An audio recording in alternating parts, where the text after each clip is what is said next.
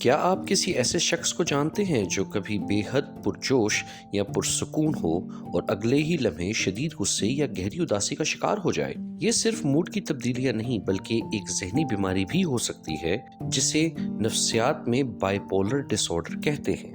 By polar dish order کی وجوہات جینیاتی، ماحولیاتی ہو سکتی ہیں، اور ایسے لوگ روزمرہ کے کام صحیح انجام نہیں دے پاتے اور نہ ہی اچھے تعلقات بنا پاتے ہیں۔